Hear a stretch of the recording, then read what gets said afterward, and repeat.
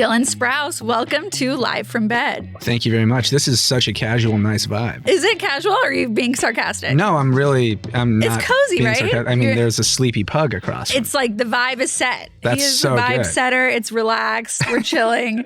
So I told you, I admitted to you that I was watching Sweet Life of Zack and Cody before you came. You did. I said that it was for preparation, but it really was not. And I found that I actually remembered a lot of the lines. Do you rewatch?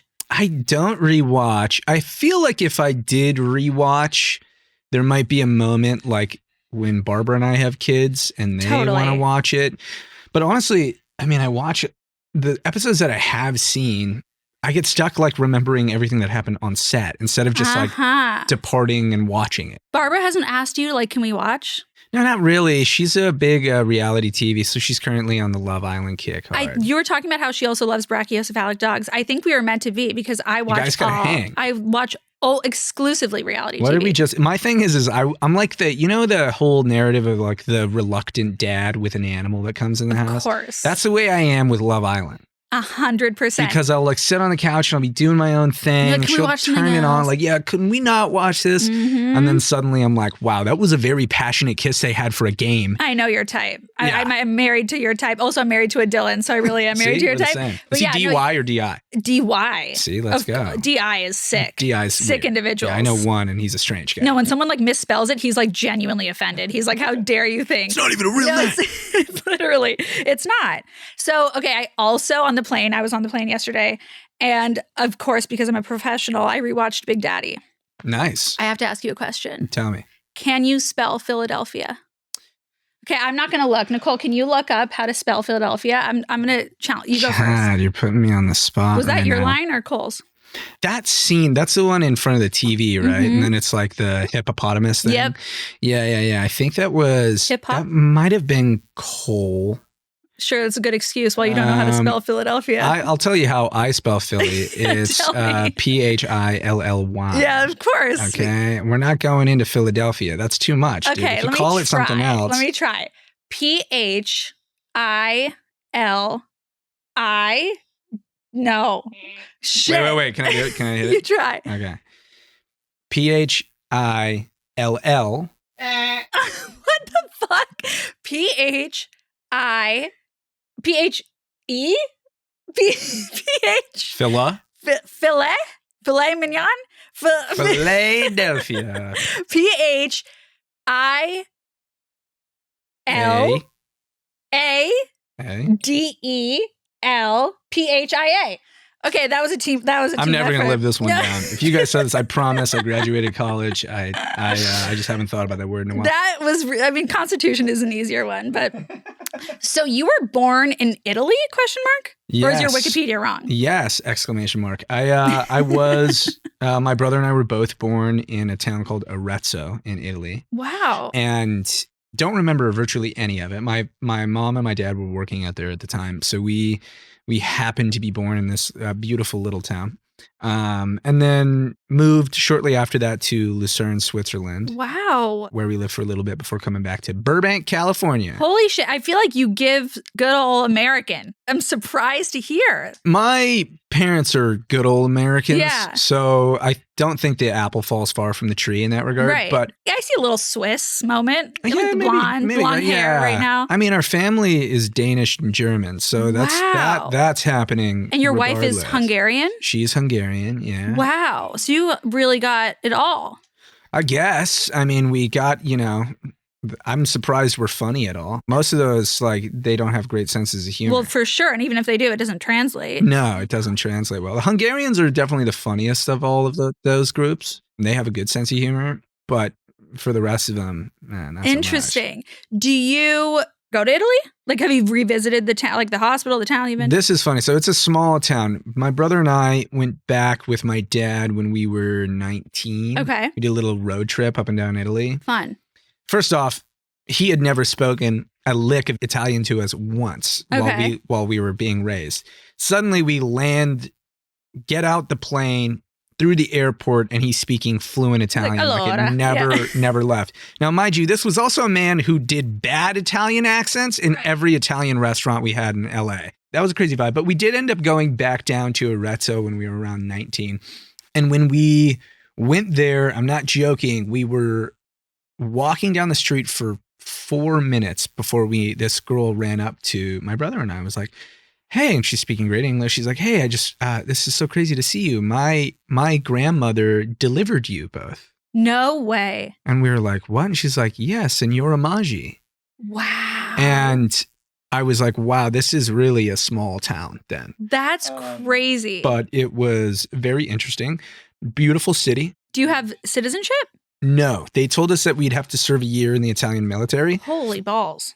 Or have a naturalized grandparent, which we don't. Right. Because both of our families, both sides of our families come from like Long Beach and like, But Paris, you were California. born there. That seems like you should, like it's better than being grandfathered in. It's a very American way of thinking. Yeah. Most of the time it's not the truth.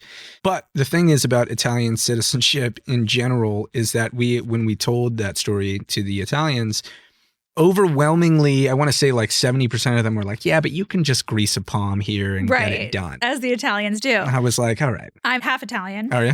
I like literally tell anyone that asks. No one. Actually, if they don't ask, I tell everyone. But you're not Italian at all. No. Just born. Just made in born. Italy. Made in Italy? Like I don't know where I don't want to talk about where you were conceived, but I do. Conceived in Italy as well. Wow. I feel like when you go to Italy and you're chilling in a ruzzo, you got to conceive. 150%. Just makes you want to bang. 150%. So who was out the vagine first? I scooted out the vagine first. Wow, mazel. Good for you. Thank you. Scooted out 15 minutes. 15 minutes. Your poor mom was like stuck there. That's a big time gap for most twins. Is it? Yeah, that is considered a pretty long gap. Cole was just scraping the walls. Yeah, he was like, I'm not leaving this place. Yeah. So, okay, your birthday's coming up. It is August 4th. Oh my gosh. Okay, it's 32. Okay, so we're like a year apart. So do you guys like wish each other happy birthday? Like what's the vibe? Are you like, it's my birthday, it's your birthday? Yeah, we do. It's funny. That's a funny question. We do. Normally, we try and spend it together. Oh, that's so nice. Are you going to this year? No, this year we can't. This year we can't spend it together, sadly.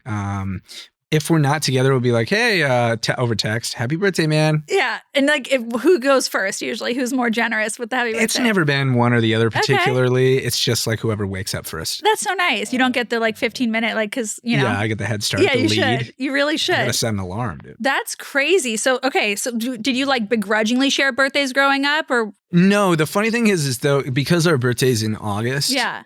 Most of our friends growing up were always out of town. That's the time that like families take trips, right? So to Italy, yeah, to have more children. Yes. So we were just happy to have at least one person at the birthday. Oh, that is so. God, that is just so tender. I love that so much. What are you gonna do this year? My original plan was, now you're in the valley. Have you ever heard of a place called Sky Zone? Duh. Okay. Hello. Trampoline vibes. Trampoline paradise. My original plan was I wanted to rent out Sky Zone and do like an adult trampoline dodgeball tournament. Let's go. For keeps. That was crazy. Wait, what does for keeps mean? Just like way harder than we used to throw dodgeballs. Okay, yeah, just like really go for it. Just crush each other. Now, though, plans changed. I think that Barbara and I are going to go with some friends and we're going down to do a little rainforest trip. I'm like, how sophisticated. It really went from like 10 years old to 30, I know, 32. we got invited a few weeks back by some friends and I was like, this is probably what your wife would prefer. What she would like to do instead. That's, that's love. Yeah, it really is. And you're a Leo? I'm a Leo, yeah. Does that like resonate with you? I don't know. I will say this. I think that the biggest detractor away from astrology signs and stuff is having a twin. Is having an identical twin. Totally. Because we're very different people, at least, between us. Yeah. And most people who know us say the same. But when you have the same sign, rising, right? Like what house is that in? But you do have the 15 minutes. That might be the reason. I looked it up. It's not enough time to change the signs. Yeah.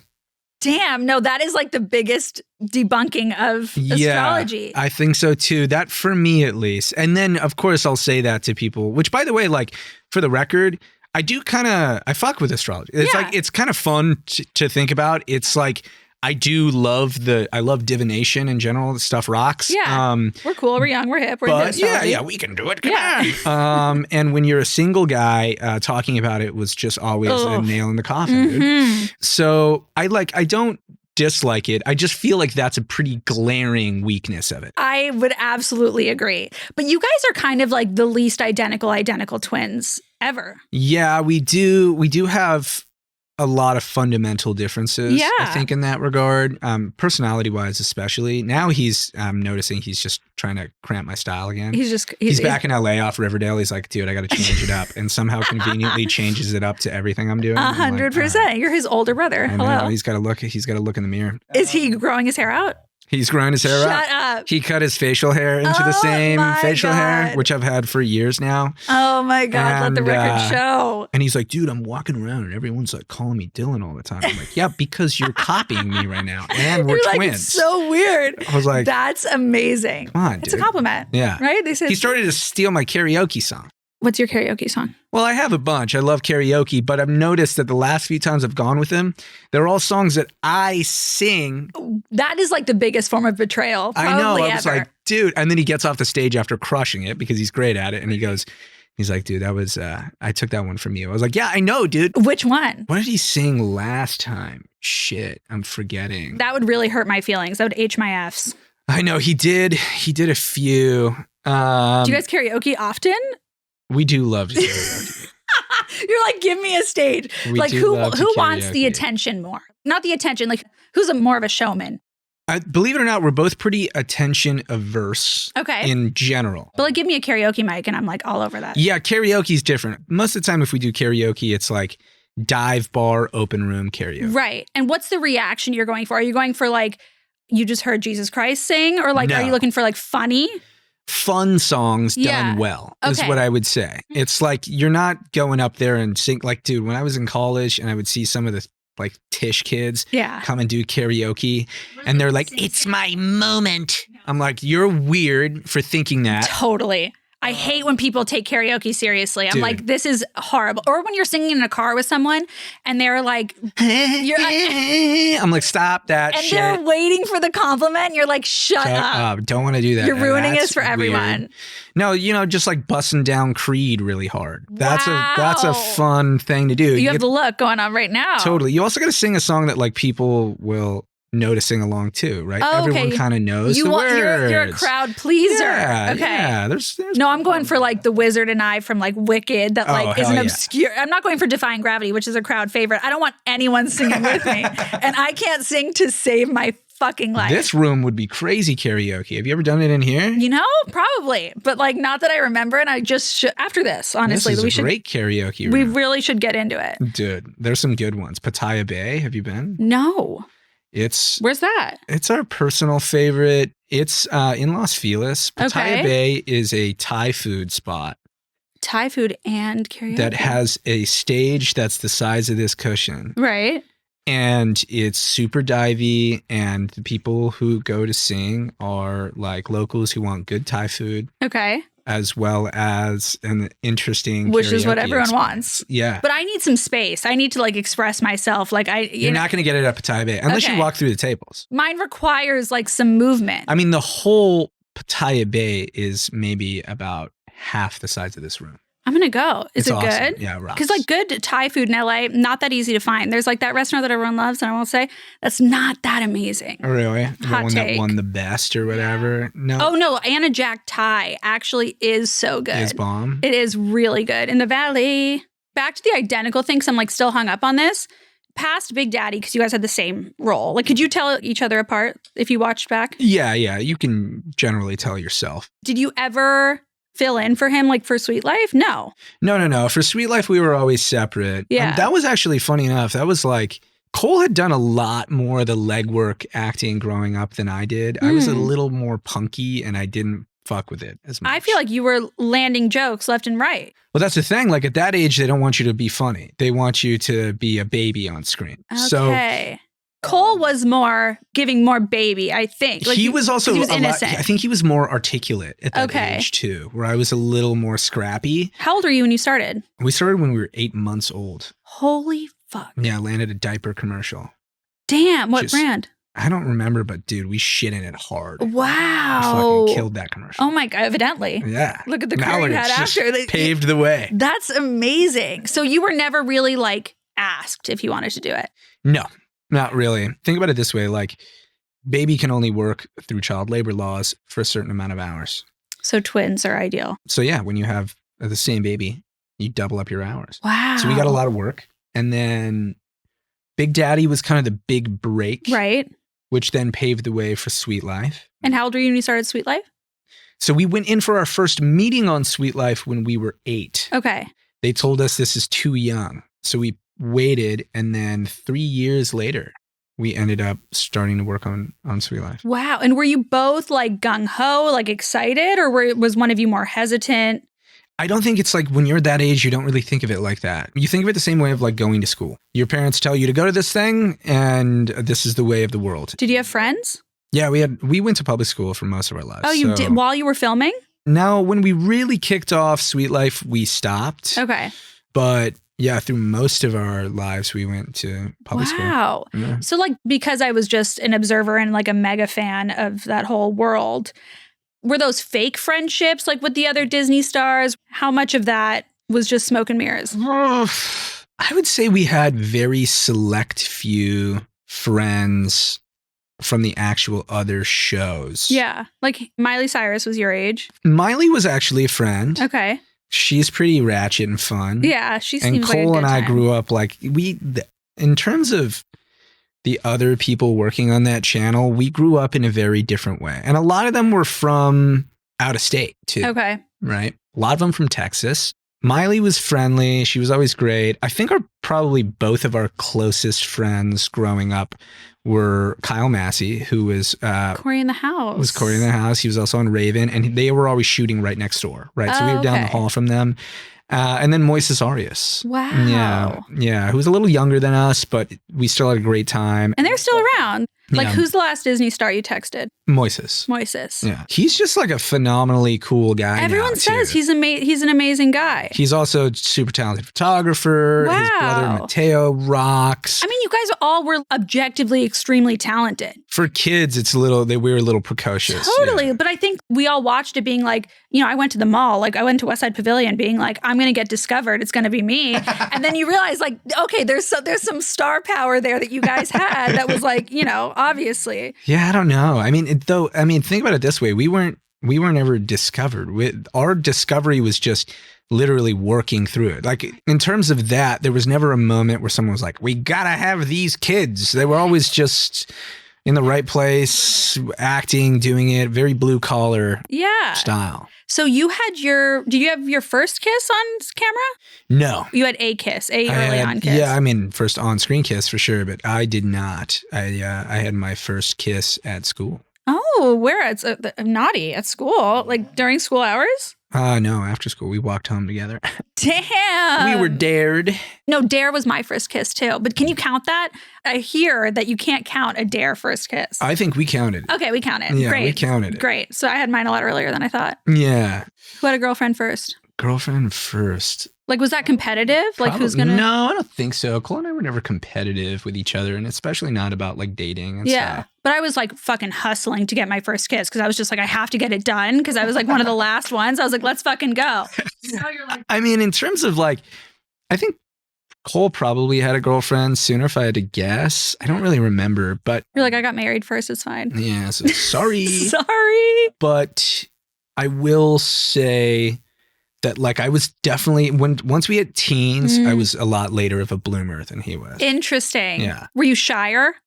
No, I think it was the opposite. It was like I had like a lot of bravado, but also was a little chunkier. So it just like I was instantly relegated to funny friend. Chunkier by nothing. Yeah, but there was a moment there where I was like ripping through Choco Tacos daily, dude. I think I single-handedly kept that company afloat for like 4 years. They're discontinued, dude. Oh, no way.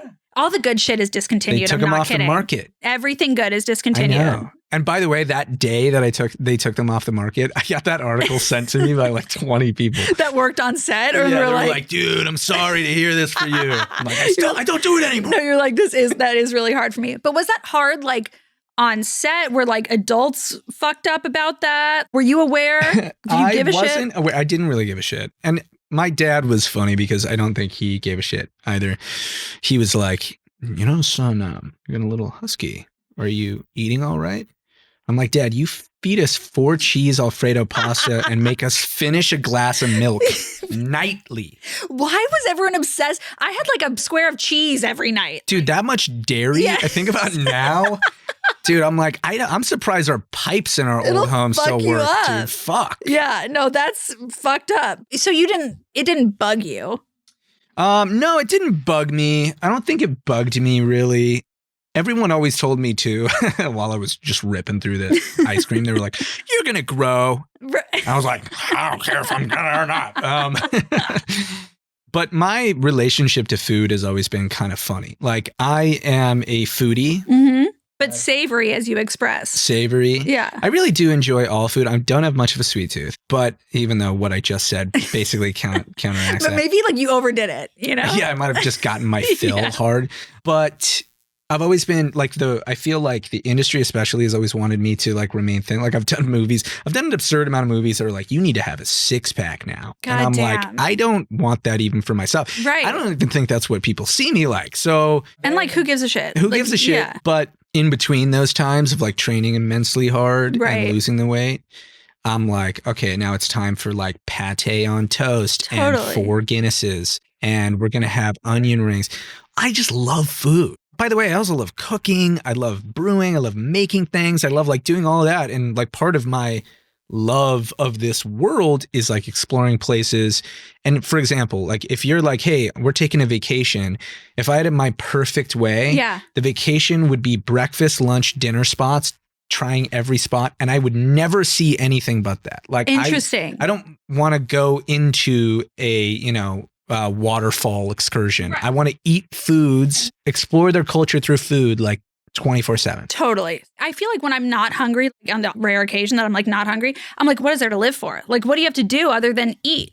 I love the experimenting of it all. Right. I love finding new places to eat. I love that. So the funny thing is like I've seen, I know I've had like complaints from production teams previously in the past where they're like, okay, we filmed this great movie. You're in perfect shape. Like, we'll see you back for the PR tour of this. By the time we get to the PR tour, I'm completely a different human. Yeah, like I would hate that. And I'm like, but I don't care. Even still, I'm like, but I'm saying whatever. I would hate as soon as the movie was done filming. I'd be like, let's fucking go. Like it's game time. I still have a list from when I filmed this movie in China, where I was really lean, probably the lowest weight I've been in a long time. And I was essentially starving myself.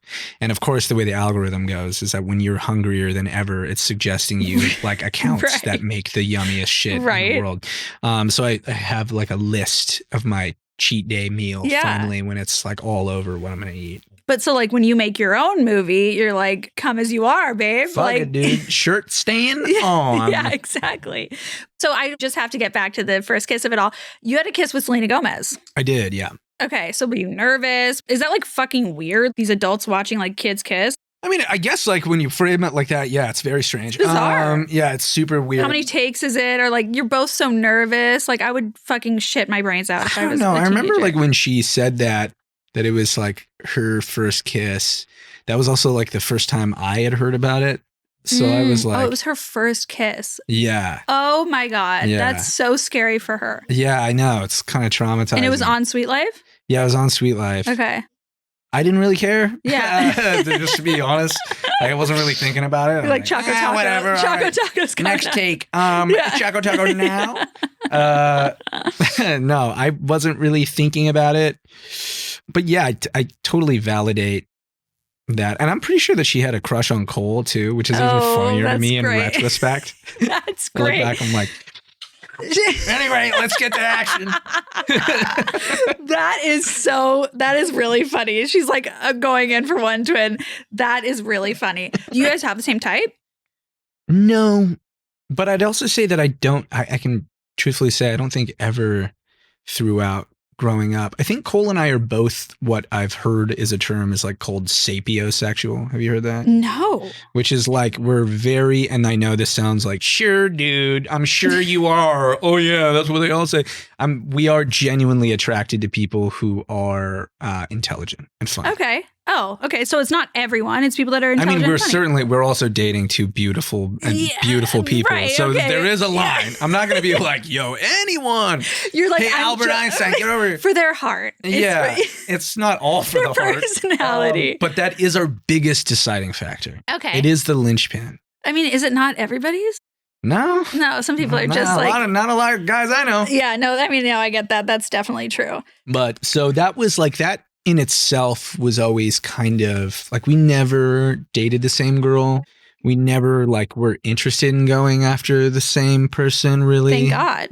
But we're also Leos. Right. Astrologists would say that's a territory that doesn't get crossed. Oh, interesting. Okay. What do you guys fight the most about? Now that we're all adults, it's just like, well, you didn't communicate well enough with me about that. It's always the same shit. Totally. It's not like, hey, you made me stub my toe. Right. It's not as fun as it used to be. Yeah. Now it's like, well, I thought that was really rude what you did. Right. That really hurt my feelings. I don't give a fuck. Yeah.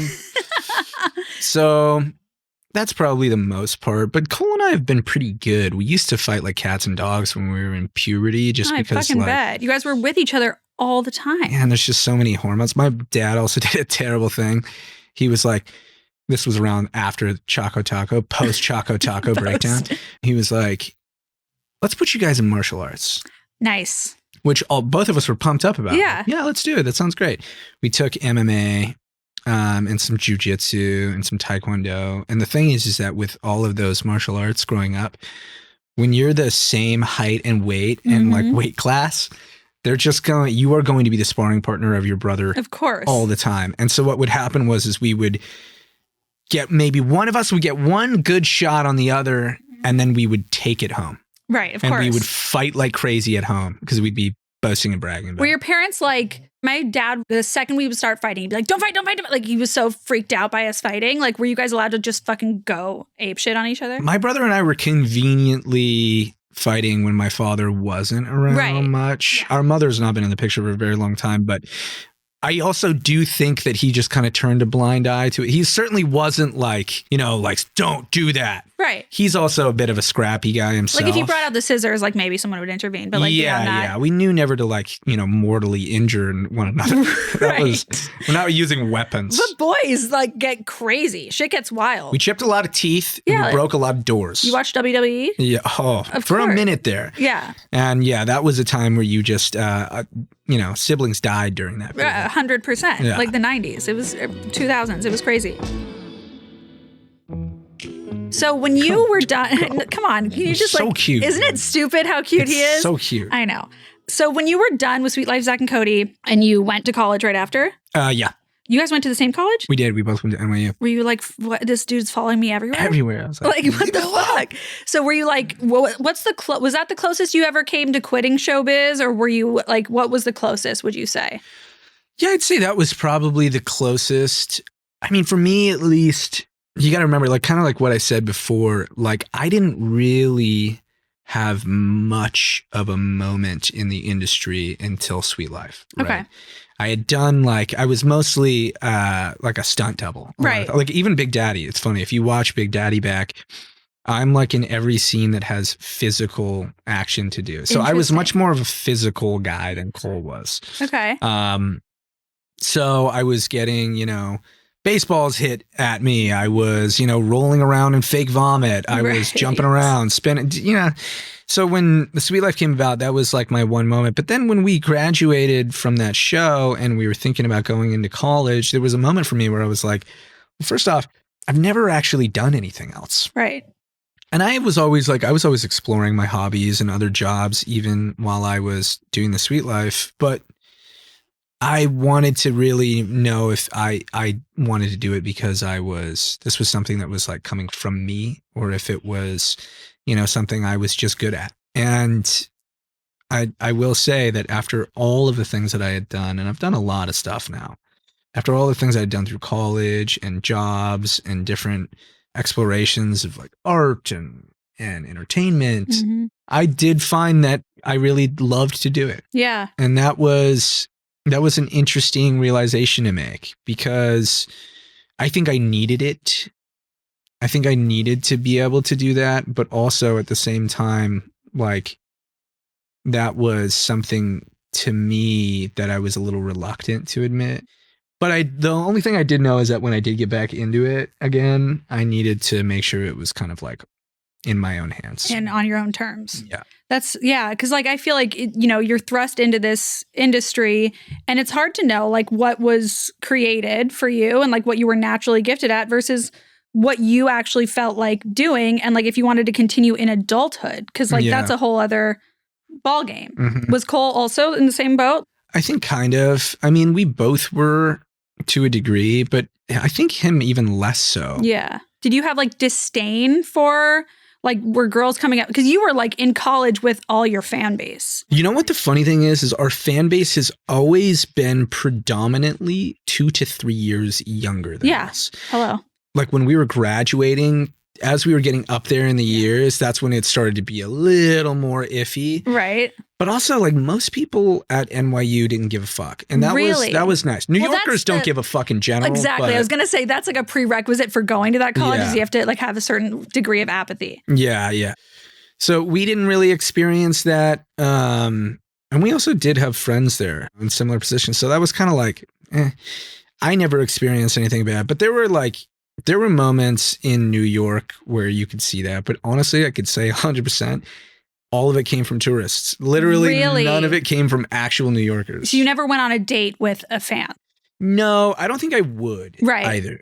And I got to be real, I feel like it's strange. Yeah, I think that would be really off-putting because you're like, this is bizarre. The dynamic's all off. Totally. What, you just want to, as a guy, you're just like, what, you just want to be in control? You're That's like, you really want Zack Martin? Yeah, it's like fucking weird. It's a weird thing, dude. I'm like, just, ew. Did you have anyone, like, what was the consistent, there's got to be like a consistent line that girls would come up to you, like singing a song, quoting a line. You're like, I don't recall.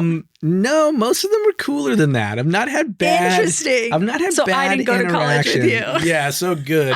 I didn't have bad interactions, honestly. It was the guys that could have always been a problem. But then again, I'll be frank with you.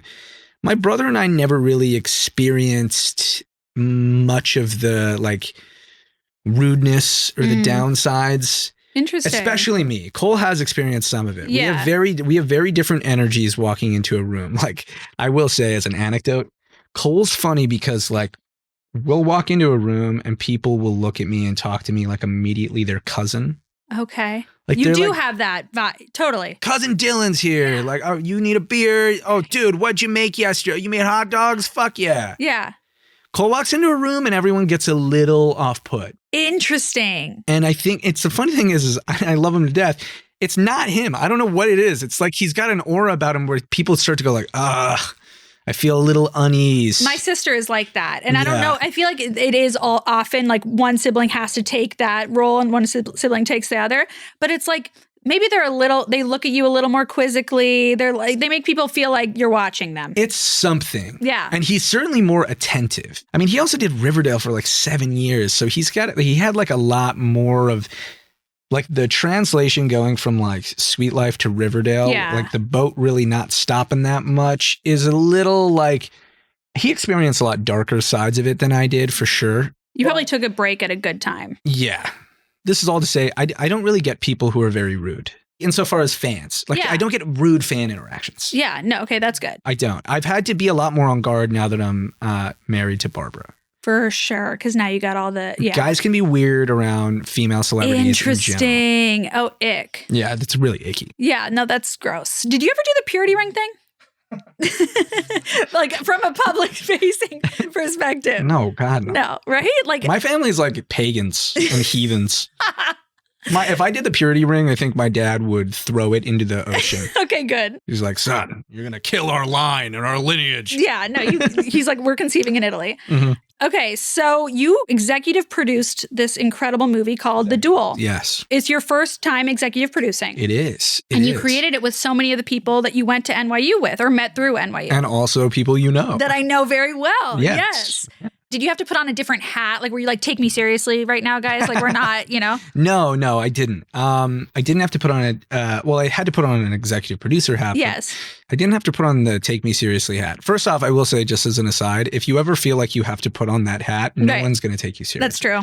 So that's in itself. But I will say that the 3 people who were like the main group originally was me, Justin, and Luke. Okay. And those are now my partners, as well as the co-writers and directors of the DUEL. Right. That's how it started first. And they were also first-time writer-directors. Wow. So me saying like, oh, I'd like to try executive production. I mean, they were like, well, we're all doing new shit anyway, so let's give it a try. But I had already understood a little bit about what executive producing means. So, but honestly, this has been a phenomenal process for me. Really, like I've said this for the last few years, my home is on set when I make something. I don't even really live for the finished product. And that's just the truth. I really like working with people who like working. Yeah. And I like making sure that it's a good vibe on set. Like regarding a good vibe on set, like I need to know on the outset. And I've had a few really bad vibes on set, which shan't be named, right. But I'm sure everyone could guess. Mm-hmm. And it's such a toxic work condition. I'm like, I don't care if this is going to be the best movie in the world. I do not want to live like this. And it requires you to be like to overact. You know what I mean? Like you have to just move beyond that. And, like there's no chemistry. It also requires, and this is a very important thing for me now that I am married and have a dog and a cat and a house that I want to be at more. Yep. It requires a lot of stress and a lot of time away from the things that you love. Totally. And you're like, what's this for? So if totally. If you're creating an on-set environment that's super tense, I just don't fuck with that project in general. Okay. I like that. Now, there's professional and then there's tense. Those are two different. Right. But with making the DUEL, you know, I wanted to do something with my friends where I could be involved in a process past living on set for something. That was really my effort. Yeah. I wanted to make sure that I could try my hand at seeing what the other side of that looked like. You know, we particularly did it with 2 of my closest buddies in the world because that's also the dream, I think, of working in the entertainment industry. Yeah, and I feel like it comes across in the movie. Like you feel like this is homies hanging out, like this is a good vibe. It felt like that. Movie. Were you always going to be in it? I think we had talked about, well, so initially I told them, and this is just being blunt to them, I was like, guys, I really want to help you make this project a reality. And they're like, what do you think we need to do? And I said, well, first things first, you're going to need an actor attached. And I said, and I don't want to pick, but I said, I'm telling you for a pitch, when you go out to search for money, what will help is if we have an actor attached. Okay. Right. Now we can also use potentially me executive producing as a form of marketing inherently within the movie. These are 2 things that can help. And they said, no, we wanted you to be in it anyway. We just didn't know how to ask. And now this all makes perfect sense. Yeah. Like, okay. So we just weren't sure if I was going to be Colin or Woody at first. Oh, interesting. Yeah. So was Cole offended that you didn't pick him to act in it? Because you can't say like you just didn't look right for the role. That's very true. No, you know? It's a good question. He was busy on Riverdale. Okay. I wouldn't hire him anyway. I think he's a terrible actor. No, I think he was, that time, you got to understand too, those CW schedules, they're so rigid. If you're brutal. An hour shooting something else, they'll cancel the shoot. Really? Yeah. So they're kind of gnarly. But no, for this, we knew immediately that we wanted another friend of ours, Callan McAuliffe. Okay. We wanted him to be in it somehow, but we also didn't know if he wanted to be Callan or Woody. Okay. And then when he gave his synopsis note breakdown to Luke, we were like, he's got to be Woody. Yeah, I feel like I can't imagine you now not being Colin. Yeah. But that makes sense. Yeah. There was definitely some moments in there, but he, you know, everyone kind of came together that way. The big win for us was always Patrick Warburton. He was amazing. He was amazing. When he read the script, he was like, oh, I love it. And I was like, in that exact way. That way. And when he wanted to jump in last minute, we just saw it as a huge win. And he's just phenomenal. Yeah, no, the whole movie is really like, it feels like a labor of love. Like it feels like you enjoyed yourself. It's a really fun movie to watch. In the movie, your character sort of betrays his best friend in a sense because he falls in love with his girlfriend. I'm like, is that a spoiler? No, right? No, that's pretty straightforward. Okay, great. Yeah, you get that in the first 5 minutes. Yeah. So has that ever been the case in real life for you? No, never been the case in real life for me. I did hear a funny debate recently, which was that some guy was trying to say, he was like, well, you always want to have the possibility of falling in love with your friends' girls because that means that they're really good people. And I was like, I'm not certain about that. I don't think that's the right take. I was like, I think you're a strange guy. No, like almost seeing your friend with another, like makes them not attractive anymore. That's what has always been the case. Like as soon as someone is dating someone, I'm like, they're now my friend who has never been in any form a gender at all. Right. So, but no, that never happened. So you didn't have to draw from real life experience for that? No, but one of the writers did. Okay, that's some tea. That did happen with one of the writers. That is so interesting. So you were also in a movie earlier this year called Beautiful Wedding. Yes. We were both married last year in 2023. That's right. Yes, congratulations to us both. Thank you very much. Congrats. The wedding planning process, I think, is actually being uncovered for what it actually is, finally. Is that so? Well, yeah, which is fucking stressful as shit. And then it's just like so worth it that you're like, okay, everything that I just went through in the past year was worth it. What was the most stressful part for you? I'm going to be real. Be real. Barbara took like 80% of the... As we do. Yeah, that's the way she wanted it, okay? Listen up. That is the way that she wanted it. It wasn't on me fully. It was a little bit on me. I was thankful. Obviously. What did you care about? Like, were you like food? Like my husband was like, I care about the food and I care about like having groomsmen, which I was like, God damn it. Yeah, it was a lot of organization for groomsmen, bridesmaids, flights. We did it in Hungary, right? So that's still a destination wedding. Oh, it's intense. And also making sure that the infrastructure to have a Hungarian wedding was okay for Americans. Mm-hmm. Because Hungarian is a rare enough language as it is. I still wanted my family to understand it and be able to participate. Yeah. But I will tell you what made it the easiest. Okay.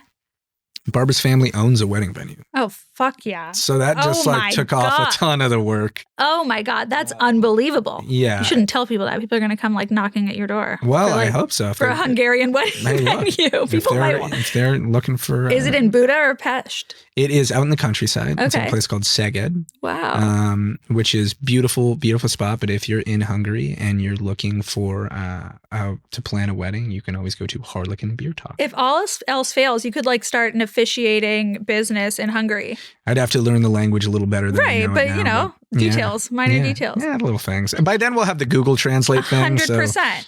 It just brings up like any issue both with yourself or like with your family. Like it kind of just brings everything to the surface. Did you have the moment? Because I remember we had this moment. Mm-hmm. But like the day after the wedding was done, I remember we like rolled over in bed in the morning and looked at each other and we both expressed like, it felt like the first time we had really seen each other clearly in a while. Totally. Because the fog that kind of sits on you in the planning of a wedding is pretty extreme. And even during it, like you're hosting, you know, first of all, I think the whole thing about having sex on your wedding night is bullshit. Did you? I stayed sober for the most part of it. Oh, you did? And I thought, we still waited. We got pretty drunk towards the end. Right. There was a very end. Like there was like 3 hours where it was getting late at night and we were like, fuck it. Let's just, but I will say this, guys, don't drink during the wedding. This is the best piece of advice that I got. The actual wedding day, like do not drink until you know everything is fully over because you're going to want to remember it and there's going to be a million people offering you shots and beers and this. You do not want that. Make sure that you do not drink for the majority. Yeah, I feel like you got to start drinking after you've finished talking to all the parents' friends. Everything. Well, I didn't start drinking until 2 a.m. No way. Yeah. Well, you like also, I remember like thinking to myself, I was like walking down the aisle. I was like, I feel so not sober is not the right word. I just feel like so present right now. And I was like, I'm going to remember everything. That's what you want. But then you don't. Like, you still forget everything. That's true. But you should have a ton of photos to remember it by. You have like videos and photos. But yeah, we had sex the morning after. I was like, don't look at me. That night, I was literally so exhausted. I was like, I couldn't even see straight. Yeah. No, there's... it's a myth. I don't know. I've met a few. I feel like you're forcing the issue. If you do it that night, you either didn't rock out with your cock out that night. You don't want that drunk dick that night. No, it's just too much. No one's putting on the show of their lives. No, certainly not. And you're just doing it to check a box and I see right through you. That's what I will say. Yeah. So what is, switching gears, what is the most high maintenance thing about you? Like in terms of what I am high maintenance about or what is annoying about me? No, like what are you high maintenance about? I would say the most high maintenance thing about me is when I do work on a movie or I'm working, I do need the best possible hotel condition. You have to. I do because also it's actually where 90% of my work does get done. Right. So you're making the money back. It's making the money back. Providing, especially on like a physically intensive movie, right, where I'm working out a lot or I need to like be in great shape. That place is not only like your zen area, it's where you get the majority of your sleep. So the accommodations have to be good. It should have a gym for you to make sure you get the gains for them. And a down comforter. It has to have a down comforter. I am a little bit of a princess in the pea. Yeah. I wish I wasn't, but like. You need some good, I need good pillows. Right. Are you like a normal man that's like one prison pillow or are you like. I'm about 2 to 3 pillows. Oh, me too. I'm like one. I need to be surrounded. Me too. And Barbara didn't, because this is, I guess it's a little bit of a cultural difference too, but like she is also my pillow. She's had like a hard time getting used to that in the beginning. Yeah. But she's all wrapped up. But I feel like in Europe, bad beds. Hot take, bad beds. Terrible beds. Terrible beds. In Hungary, get this. Like the majority of the beds, the whole Palvin family likes really firm beds. No, not a me. go for me too. Oh, couldn't be me. They need really firm beds. And also the standard in Hungary is 2 blankets. Oh. So 1 blanket for each side of the bed. Okay. That might squash some marital discourse. Yeah, I guess. But dude, I'm always falling out of my blanket. Yeah. And then you want to come and grab her. Now I'm trying to sneak under there. Yeah. You're like one flesh. So you're always half in, half out. Yeah. No, I really appreciate that. My latest high maintenance thing, and it's just with my old age, as I've entered my 30s, I can't do an Airbnb anymore. I've never fucked with them. I find them uninspiring. I'm also just like freaked out by them. I'm freaked out. I feel like you're watching me. I also like you have to clean up at the end, and it just takes all the aloha out of you. Not cool. You can find cheaper, better accommodations. That's what I'm saying. Hotels. And like I am a fragile flower. Like I'm going to give you my best energy if I'm in a hotel room. Like you're going to get the best out of me. Like you know what I hate more than anything are people that are like, oh, we're just going to the hotel to sleep. Like, no, you're not. No, you're not. No. You're going to recharge. The right hotels, you don't do that with. Exactly. I will say the only time I do validate Airbnbs is when you're like in a destination that you really want to go to, but there's really no infrastructure of hotels. Right. That's the only time where I'm like, okay, this makes a lot of sense. But you're not fucking jazzed to like go stay there. No, I'm also always nervous about things and creatures in the walls. Right. So it's just that sounds schizophrenic. I swear valid. It's not. No, if anyone has ever stayed in an Airbnb before, you know that that's absolutely valid. Dude, and like, you know, I see all these horror videos of like, my mirror was recording me. I'm like, I can't do this. And horrible beds. No. 1 pillow, not enough towels, and then you have to fucking clean up on Sunday. No, I'm with you on that. Oh, you know what else I'm pretty high maintenance about? BLTs. Oh, really? Yeah, BLTs. Like it's my what? favorite sandwich. Barbara always gets at me for this. First off, I crush a BLT when I make one. I make the best BLT you'll ever have. Oh, interesting. We should have done that for this. Yeah, I did. You should lead with that. I did have a blog while I was in college, going around tasting like the best BLTs in the city. Is New York known for BLTs? Like, no. Where's the mecca of BLT? I was just on a mission to find it. Right. But I have a few rules for BLTs. Okay.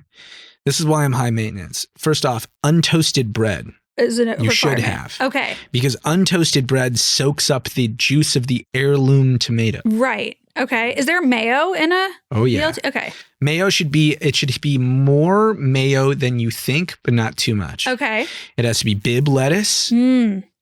6 slices of bacon. Halfsies or full? Depends on what your bread fits. Okay. But it should be stacked high. Bacon should be the first thing, besides the mayonnaise, to touch your tongue when you're taking, so bacon down. Okay. Okay. Okay. No egg under any circumstances. Yeah, it's not a BLET. No avocado under any circumstances. Yeah, ick. Ever. It compromises the structure of the BLT. I don't want my shit shooting out the back. No, that's the worst. Okay. BLT should be able to have one inclusion. All right. And the inclusion has to make sense. Chips. Oh, like one rogue item. One rogue item. Okay. That's allowed. That was allowed in my ranking system. Okay. Okay. There's one rogue. Chips, usually a good choice. You go for a cheesier chip. Oh. You get a cheesier BLT. Right. It's a good one. Sure. Right? Science. I found the best BLT in New York City while I was living there. Was shout out to my boys at Frankel's Deli in Greenpoint. Ooh. Okay. Crushed the BLT. Really? And they actually did it in a way that I wasn't even really much of a fan of their bread, because they did Texas toast. But see, here was the thing. Texas toast, it's toasted, but it's still a little softer. Right. Because of the fact that it's covered in butter. Yeah. And they had pickled red onion on it. Wow. And that was really hungry right I'm now, like, me too. Fucking A. Well, I was in London last week and I was like, I called for room service because we love our hotels, and I'm toxic and have to order room service when I'm in a foreign country. I'm with you. I'm like, I'm not trying to see your shit right now. I'm trying to fucking get a I want to be in a robe eating some crazy shit on the bed. I'm not an animal. Yeah. So, and I called them and I asked for bacon, and they said back bacon, streaky bacon, or crispy bacon. Where were you, London? In London. It's a good option. Dude. My brain fucking exploded. I was like, I don't know what streaky bacon is. I don't know what back bacon is. I've been so sheltered. No, that's a good vibe. That's you gotta add that to your BLT scoring. I tend to go crispier on the side, and I'll do like Applewood smoked thick cut bacon. Ooh. Right? White bread, obviously. Potato bread. Oh, I love potato bread. Ever Hawaiian? Hawaiian's also a good choice. It adds a different flavor. Here's what I'll say. I do like the sandwich smashed flat. Right, so once it's there, you fucking crush that thing. I feel like you should have it sitting out, even like in a saran wrap or something for a little while. Think about it. Like all the issues that people have with sandwiches is that most of the time it gets everywhere. The flavors don't complement each other. The BLT is perfect because it doesn't need more than bacon, lettuce, tomato, and bread. Right? And mayonnaise. But it's all of the ways these restaurants try to fucking twist it around and do their own thing that fucks the sandwich up. Totally. When you have too crusty a bread like a toast, it's just interfering with the natural synergy that is mayonnaise and bacon and lettuce and tomato together, because you're fucking up the consistency now. It's kind of like jack of all trades, master at none. You know what I mean? When you're trying to ace every single ingredient, you just end up with a mess. Well, you're half Italian, you said, right? This is how so many places fuck up a carbonara. Yeah, of course. Or a cacio e pepe. It's weirdly the hardest pasta to find in LA that's good because they always want to overdo it. Totally. It's like, what are you doing? I feel like that about smash burgers. Like, I'm like, these smash burgers, the bun to patty ratio is totally off. Yeah. And all of a sudden I'm getting a mouthful of patty with no bun in sight, and it's an awful experience. Yeah, where the bun's like hanging off on half of it. No, awful. I can't stand that. You know what's a great smash patty, which I feel like kind of gets slept on amidst all the other ones? Chris and Eddie's. Love Chris and Eddie's. Okay, where's that? Yeah, the one that I know is like across from the Sunset Home Depot. Wow. Do you frequent the Sunset Home Depot, or you just know? I love Home Depot. Do you? Yeah. Are you like a fix-it guy? Kinda. You're like a, what is that word? Like, what do you call it? Like a like a fixer-upper. Yeah. Yeah. Whatever handyman. the fuck. Yeah. 5-star hotel handyman. I'm a garden guy. Oh, wow. So I like going there, but I also will say that, like, truly, have you ever heard of the Instagram or that thing, Creatures of Walmart? No. Creatures of Walmart rocks. You got to show her after. Yeah, show me Creatures of fucking Walmart. It's just like believe it or not, my algorithm has not fed me Creatures of Walmart. It's just the very interesting people who go into Walmart. And what they get there. And what they're doing and how they're acting. And it's pretty hilarious. But Home Depot's the same. Yeah. Home Depot is the same, and so I know every time I go there, I'm going to have a great time. I only go there because my husband knows that, Raisinets are like so rare to find. Really? Yeah, it's like really hard to find Raisinets, low-key. Like, it's like a movie theater kind of thing, maybe. Oh, yeah, I guess. They're hard. They're like an obscure favorite candy. They're the chocolate-covered raisins? Yeah, of course. Yeah, and they're at Home Depot. Believe it or not. Is he a big Raisinets guy or oh, yeah, are you a huge. No, he's a huge Raisinets guy. I fuck with that. You know, that's how I know you found a good one, dude. Yeah, you gotta have, and he's named Dylan. See, guys who are, you need like a passion. I have a couple friends who are like, I don't know what guy to date. I'm having trouble dating. I'm like, the truth is just stop looking for a complete person and find a guy with one really weird thing. Yes. You have to be weird. It just needs to be a little weird. Even if, by the way, like he talks about it in public to people and they all go, ooh. Yeah. Like that's a good thing for guys to I think have. so too. It's a really positive thing. It shows passion, character, you know. The Raisinets thing rocks. Oh yeah, no, he exclusively goes to Home Depot because they have Raisinets. Is he like, did his family eat it? Is it like a nostalgic thing? No, he's one of those hyper fixated. Like he just loves his favorite things, you know. Awesome. But tell me about this master brewer. That sounds made up. What is that? Turns out that's just the actual title for being the lead brewer at a brewery. But you're the youngest master brewer? I was, not anymore. Okay. I'm sure there's younger than me now, but when I started, yeah, I was considered the youngest. Is that beer? What does that consist of? I make mead predominantly. What is mead? Mead is a honey wine. So, Yum. Yeah, it's delicious. Honestly, we're in the process, by the way, of moving it out from New York to LA. And it's been a nightmare, truthfully. Has it? Yeah, it has been. Just like deciding where to go in LA, kind of? Or like, is that the legislation changes? Right. I mean, I thought that maybe in the US, which was totally my fault, I thought maybe in the US, like the law differences between the sale of alcohol would be relatively the same between states. Right. Very different. Really? So do you think you're going to do it or you think you're going to? Definitely going to do it. Okay. Definitely going to do it. It's just taking longer than expected. Because where is All Wise? All Wise is in Greenpoint, or it was. Okay, we shut our Brooklyn. doors and now we're in the process of moving all our stuff out. Okay. You got to serve a BLT in the one in LA. You know it's so like you have to. It would just be sacrilege to not. I think we're focusing, we're doing like our concept so far is like that in like a Scandinavian bar and light bite cuisine, which should be kind of sick. Yum. Yeah. What does that consist of? Lutefisk. Wow. Just fish and pickles and no, it's good stuff. Is it? Yeah, I can't spoil it for you. Okay, fine. Okay, we'll go there. Next time, by the way, you guys were doing this, it's going to be a food crawl. It's going to be a BLT competition. You want to take the podcast on the road? We have to. Hit some smash burgers? We absolutely have to. Let's do it. Thank you so much for doing this. Of course, I want to say I really, really love this movie. Mm-hmm. It's probably like the one I'm most passionate about doing. And I know like you see actors sit and they're like, this one's my favorite. Yeah, I'm being fucking serious, dude. Okay. I think this is actually the best movie I've made in a long time. It's I amazing. I really think it resonates with like our age group right now. 150%. So I really hope you see it. It's doing like a one night event on the 31st in virtually every city in the US and Latin America and a bit of the UK. So amazing. If you just check out my Instagram, the links. You better all be there and we'll link it in the show notes. Thank you so much. No, thank you. This was a blast. Bye.